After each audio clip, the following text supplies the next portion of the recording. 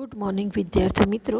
આજે આપણે ગુજરાતીમાં લેસન નંબર 14 આવ ભાણા આવ તેના વિશે અભ્યાસ કરવાના છે. આ પાઠના લેખક છે સાહુબીદીન રાઠોડ. અહીંયા સ્ક્રીન ઉપર તમને જે ફોટો દેખાય છે તે સાહુબીદીન રાઠોડનો છે.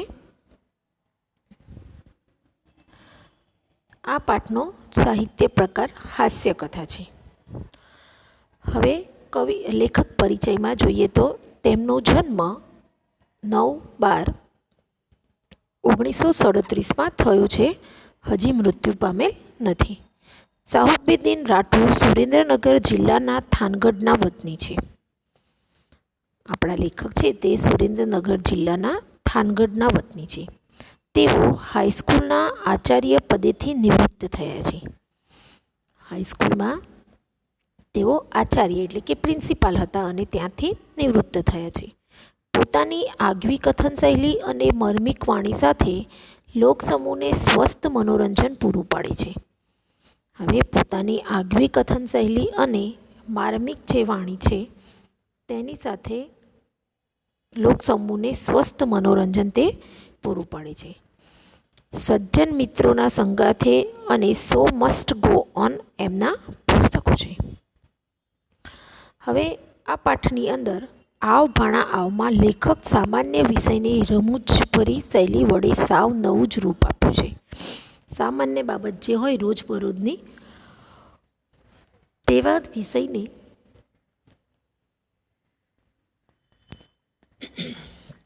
રમૂજભરી શૈલીમાં સાવ નવું રૂપ આપેલું છે.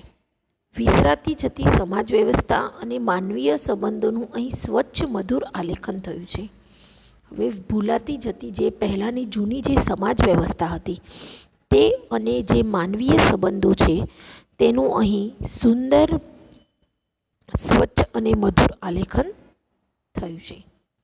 સંવાદોમાં આવતી બોલચાલની ભાષા પ્રત્યે ધ્યાન આપવા જેવું છે.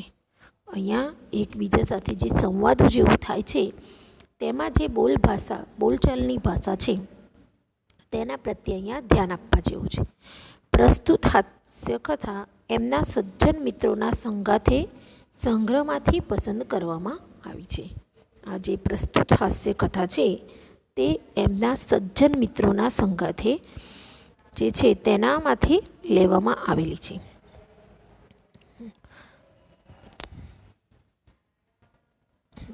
મારા નાના પુત્ર અફલજે મને કહ્યું, પપ્પા મારે બૂટ લેવા છે. અહીંયા લેખકનો પુત્ર છે તેમનું નામ અફજલે છે. તેને કીધું કેમ કે પપ્પા મારે બૂટ લેવા છે. મેં કહ્યું બૂટની કિંમત શું છે? હવે એમને પૂછ્યું કેમ કે બૂટ કેટલાના છે? અફજલ કહે 240 રૂપિયાના અને 20 રૂપિયા મોજાના. બૂટ કેટલાના છે? 240 રૂપિયાના અને 20 રૂપિયાના મોજા આવેલા છે. મેં તેને 270 રૂપિયા આપ્યા અને કહ્યું લઈ લેજે બૂટ મોજા અને વધે તે રાખજે. લેખકે તેમને કેટલા 270 રૂપિયા આપ્યા. આમ તો 260 થાય પણ 270 અને કીધું કે બૂટ મોજા લઈ લેજે ને વધે એ તારી જોડે રાખજે. 1 કલાકમાં એ બૂટ મોજા લઈને પાછો આવ્યો. એના ચહેરા પર આનંદ હતો અને આંખોમાં ઉલ્લાસ. હવે 1 કલાકમાં એ બૂટ મોજા લઈને પાછો આવી ગયો એટલે એ ખૂબ જ આનંદમાં હતો અને આંખોમાં ઉમંગ હતો.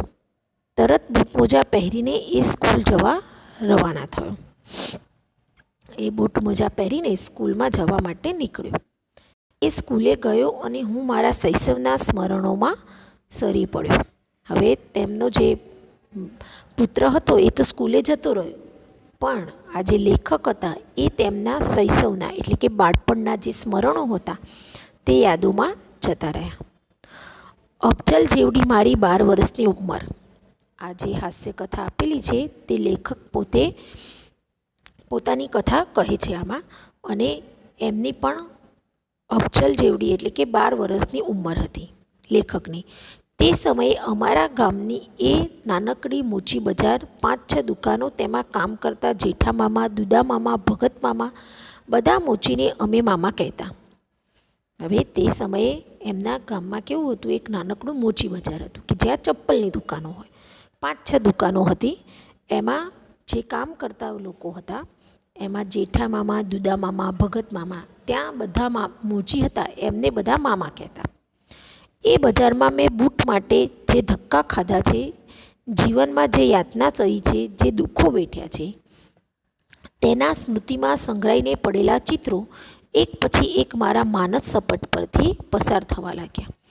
હવે એ બજારમાં એમને બૂટ માટે બહુ ધક્કા ખાધા, પછી જીવનમાં જે દુઃખો વેઠ્યા છે, તેના સ્મૃતિમાં સંગ્રહાઈને પડેલા જે ચિત્રો છે, તેને એક પછી એક મારા મન સપટ પરથી પસાર થયા. તે વાત અહીંયા છે. સૌ પ્રથમ તો બૂટ માટે મારા વડીલો પાસે વિધિસર માગણી રજૂ કરવી પડતી. અત્યારના બાળકોને તો બધું તરત જ એક જ વાર બાળક કહે અથવા તો ના કહે તો પણ એના વાલી એને બધું લઈ દે. પણ અહીંયા તો બૂટ માટે વડીલો પાસે વિધિસર શું કરવી પડ્યું, એટલે કે નિયમ મુજબ માગણી કરી. પ્રથમ ભાઈ છોટુભાઈ, પછી અમીના બહેન, પછી બા સમક્ષ રજૂઆત કરતો. પહેલાં તેમનો ભાઈ છોટુભાઈ જે હતા તે, અમીના બહેન અને પછી બા એટલે પોતાની મમ્મી, એના પર અને પછી બાપુજીને જણાવતો. પરિવાર સામે અસ્તિત્વ ટકાવી રાખવાના મહાન પડકાર સામે મારી સમસ્યા સૌને સાવ શ્લુક લાગતી હતી. હવે શું લાગતી હતી કે પરિવાર સામે પોતાનું જે અસ્તિત્વ ટકાવવાનું હતું તેનો મહાન પડકાર હતો. તેના સામે આમની જે સમસ્યા હતી એકદમ નાની હતી, નજીવી લાગતી, એટલે કોઈ લક્ષ આપતું નહીં. એટલે કોઈ એની બાબતમાં લેખકની આ બૂટ લેવાની માગણી પર કોઈએ લક્ષ આપ્યું નહીં. સાતમ આઠમનો મેળો, તરણેતરનો મેળો, ગણેશ ઉત્સવ, નવરાત્રિ, લગ્નગાળો, શાળાના પ્રવાસો વગેરે બૂટ પહેરવાના પ્રસંગો ગણી શકાય. હવે પહેલાંના જમાનામાં તો બધા ચપ્પલ સ્લીપર પહેરતા, એટલે કે કોઈ ઉત્સવ અથવા તો પ્રવાસ જેવું હોય તો જ આ લોકો બૂટ પહેરતા. દિવાળી, બેસતું વરસ વગેરે પર્વોમાં બૂટ પહેરીને મહાલવાની તીવ્ર ઈચ્છા હતી. હવે તહેવારની અંદર આ બૂટ પહેરીને ફરવાની, મોજ કરવાની જે ઈચ્છા હતી એ ખૂબ જ તીવ્ર હતી. અને મારી માગણી અવારનવાર નામંજૂર થવા છતાં હું નેપોલિયનની જેમ હિંમત હાર્યા વગર મારા પ્રયાસો ચાલુ રાખતો. હવે આ લેખક વારંવાર કહેતા, તેમ છતાં પણ તેમની જે માગણી હતી એ શું થતી હતી, નામંજૂર થતી હતી, અસ્વીકાર થતો હતો. તેમ છતાં પણ તેઓ નેપોલિયન કોણ હતો? ફ્રાન્સનો એક શાસક હતો. તો આ નેપોલિયનની જેમ હિંમત હાર્યા વગર હું મારા પ્રયાસો એટલે કે મારા પ્રયત્નો ચાલુ જ રાખતો. આખરે મારા બૂટ ખરીદવાનો પ્રશ્ન સમગ્ર પરિવાર સામે જટિલ સમસ્યા બની જાય તેટલી હદે મારા પ્રયાસો પહોંચતા ત્યારે પરિવારના બધા સભ્યોની મિટિંગ મળતી. હવે આખરે શું થયું, એમના બૂટ ખરીદવાનો જે પ્રસંગ બન્યો, તે સમગ્ર પરિવાર સામે કેવી બની ગઈ, જટિલ સમસ્યા બની ગઈ. એટલે કે થોડી ઉકેલવામાં મુશ્કેલી પડે તેવી.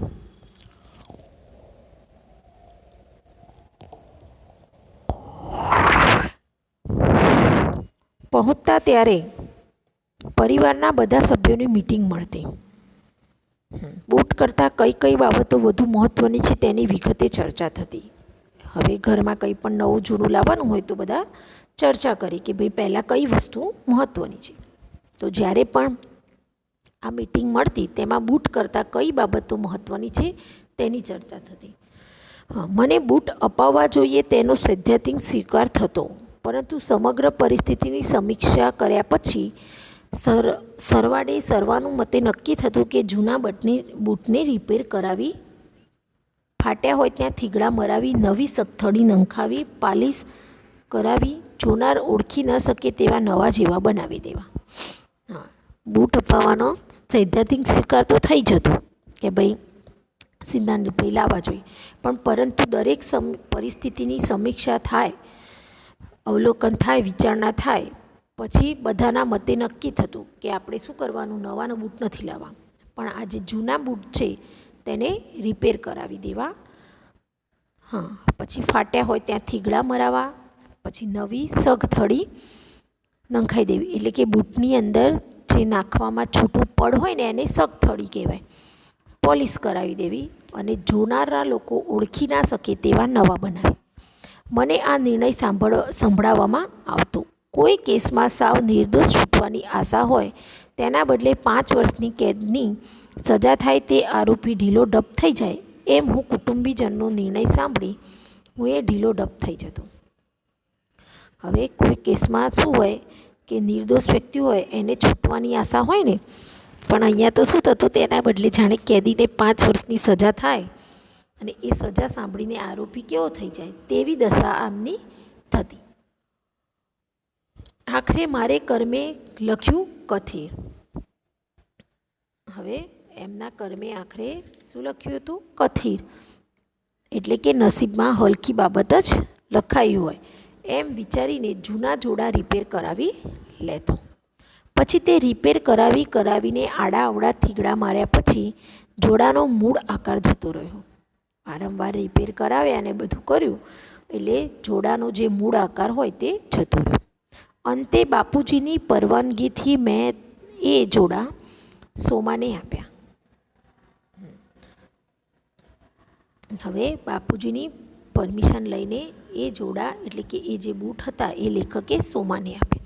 તેણે પણ પ્રથમ હાથમાં લઈને પરીક્ષણ કરી અમને પગે લાગી વિનયપૂર્વક પાછા મૂકી દીધા.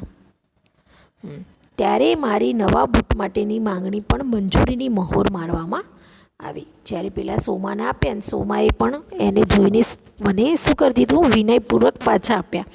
ભાઈ એવા તૂટેલા ફાટેલા કોઈ લે ના. એટલે ત્યારે એમના કુટુંબીએ લેખકને આ બૂટની મંજૂરી પર મહોર લાગી, એટલે કે એમ કે એક સિક્કો લાગ્યો કે ભાઈ ના બસ હવે લઈ આપો એમને નવા. દુદામામાને ત્યાં જઈ પરમાણુ નાખી આવજે. હવે પરમાણુ એટલે માપ, એવો હુકમ કરવામાં આવ્યો. ત્યારે મારી ખુશીનો પાર રહ્યો નહીં. લેખકને કહેવામાં આવ્યું કે ભાઈ દુદામામાના ત્યાં જજે અને માપ આપતો આવજે. હવે જો અહીંયા ચિત્ર આપેલું છે ને, બાળક આ દુદામામા એટલે કે મોચીના ત્યાં જાય છે. ઉમંગમાં હું દોડી દુદામામાને ત્યાં પહોંચ્યો. હવે બૂટ મળવાના હતા એટલે તો એ તો દોડ્યો અને દુદામામાને ત્યાં પહોંચ્યો. કહ્યું, દુદામામા મારા બૂટ સીવવાના છે. મારા બાપુજીએ કીધું છે મારે લાલ બૂટ સીવડાવવા છે. દુદામામાને શું કીધું? એમ કે ભાઈ મારે બૂટ સીવડાવવાના છે અને મારા બાપુજીએ મને પપ્પાએ કીધું છે અને કેવા કલરના? લાલ બૂટ સીવડાવવા છે. એકી શ્વાસે હું ઘણું બોલી ગયો. દુદામામાએ મને કીધું, આવ ભાણા આવ. હવે એકી શ્વાસે એ બધું બોલી ગયા એટલે દુદામામાએ કીધું કે ભાઈ આવ ભાણા આવ એમ કહી ચામડા આગા પાછા કરી બેસવાની જગ્યા કરી. કારણ કે બૂટ ચામડાથી સિવાય ને એટલે ત્યાં આગા પાછા થોડા કર્યા અને આને બેસવાની જગ્યા કરી. પછી પિતાના, માતાના, ભાઈના બધાના સમાચાર પૂછ્યા. દુદામામાએ તો ઘરના બધા વ્યક્તિઓના સમાચાર પૂછ્યા કે ભાઈ કેમ બધા મજામાં છે એમ. મેં કહ્યું, પણ પહેલાં પરમાણુ લઈ લો ને. દુદામામાએ જેમ ડૉક્ટર ટાઇફોઇડના દર્દીની ઝીણી વિગતો કાળજીપૂર્વક જાણી લે તેવી રીતે બૂટ અંગેની વિગતો મને પૂછીને ધ્યાનમાં રાખી.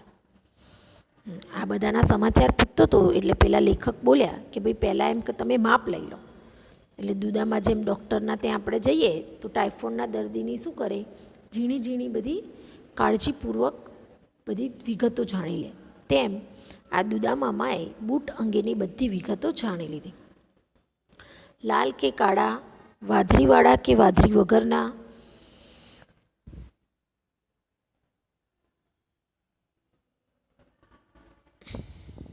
વાદળીવાળા કે વાદળી વગરના, અણીવાળા કે ગોળ, બધું વ્યવસ્થિત પૂછી એમણે રેલવેનો એક તરફ લખાયેલો અને પાછળ કોરો એવો ચોપડો કાઢીને મને કહ્યું, લે મૂક ભાણા પગ. હવે આ બધું પૂછી લીધું અને પછી રેલવેમાં એક ચોપડો હોય કે જાણે એમાં એક તરફ કોરું હોય ને એક તરફ કંઈ લખાયેલું હોય અને પછી કીધું એમ કે એના ઉપર પગ મૂકતો.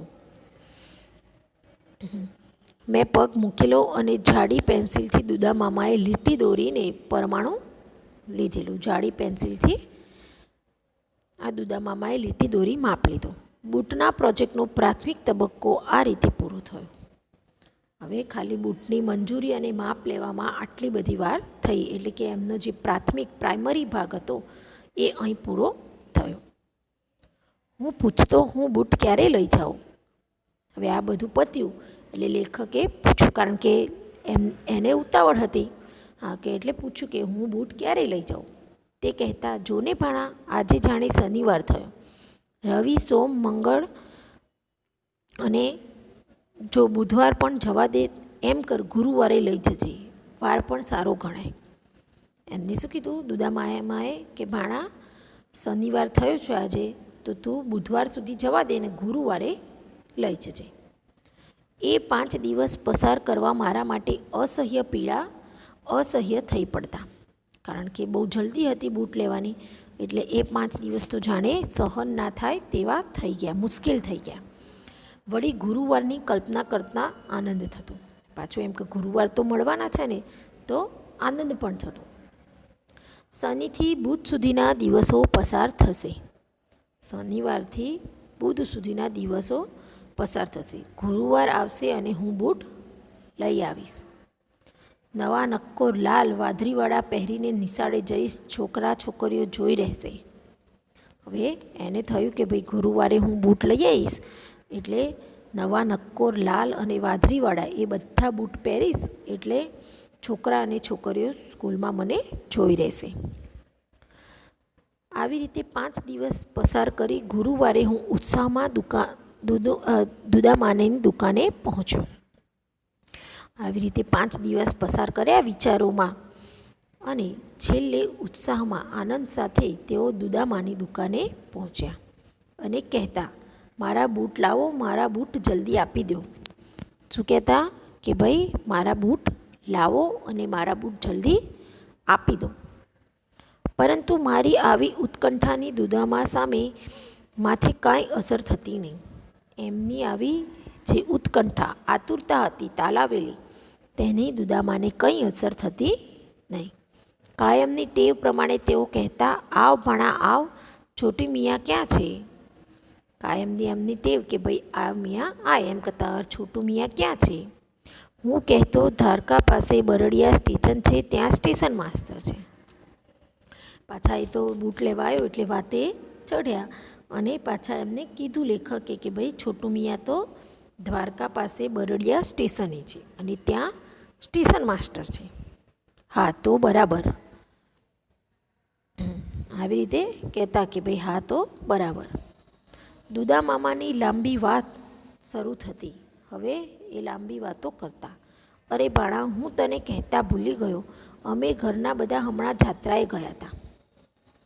એમાં દ્વારકા આવતાંકને છોટો ભાઈ ભેગો થઈ ગયો. હા, હવે શું કે અરે ભાઈ ભાણા, અમે તો બધા ક્યાં ગયા હતા? જાત્રાએ ગયા હતા. તો ત્યાં દ્વારકા આવતા જ અમને છોટો ભાઈ ભેગો થયો. અમને જોઈને શું ખુશ થયું છે. મને કહે, મામા તમે આવી ક્યાંથી? એમ કે અમને જોઈને તો એ બહુ ખુશ થઈ ગયો અને કહેવા લાગ્યો કેમ કે મામા તમે અહીં ક્યાંથી? મેં કહ્યું, ઘરના સૌ જાત્રાએ નીકળ્યા છીએ, હજી આ ગાડીમાંથી જ ઉતર્યા છીએ. હા, પછી પાછા જવાબ આપતા કે ભાઈ અમે બધા તો જાત્રાએ નીકળ્યા છીએ અને અહીંયા તો મળ્યો. અમે બધાએ સાથે શું કર્યું? ગરમ ચા પણ પીધી. પછી મંદિરે દ્વારકાધીશના દર્શન કરાવ્યા. આખું દ્વારકા ફેરવ્યા અને છેલ્લે સ્ટેશને આવી ગાડીમાં સારી જગ્યા ગોતી બેસાડી દીધા અને અમે સીધા આવતા રહ્યા. એમ કે છોટું મિયાએ તો અમને આખા દ્વારકાના દર્શન કરાવ્યા, દ્વારકા ફેરવ્યા અને પાછા શું કર્યું? સ્ટેશને આવીને ગાડીમાં બેસી ગયા. અમે તો સીધા આવતા જ રહ્યા, કાંઈ તકલીફ ન પડી. મોટો એ મોટો. એમ કહેવા લાગ્યા, કંઈ તો કંઈ તકલીફ પડી નહીં, એ તો મોટો જ છે. દુદામાએ લાંબી વાત એવી રસપૂર્વક કરતા કે મને બૂટ ભૂલવાડી દેતા. અને દુદામા આવી રીતે એટલી લાંબી વાતો કરતા અને રસપૂર્વક કરતા, એટલે આપણે જે કામ માટે આવ્યા એ બૂટની વાત તો ભૂલવાડી દેતા. પણ હું કહેતો, પણ મારા બૂટનું શું? બૂટ જટ આપો ને. પાછા લેખક તો કહેતા કે ભાઈ મારા બૂટનું શું, બૂટ જટ આપો ને. આમ અહીંયા આ જે લેખક છે તે આવી રીતે બૂટ માટે તો બેરી બેરી ઘરના વડીલોને મનાવ્યા, પણ જ્યારે બૂટનું માપ પણ આપ્યા અને બૂટ લેવા જાય છે ત્યારે દુદામામા જે છે તે આવી લાંબી લાંબી રસપૂર્વકની વાતોમાં તેને બૂટનું ભૂલવાડી દેતા. તેમ છતાં આ જે લેખક હતા એ બૂટનું કહેતા કે મને બૂટ જટ આપો ને.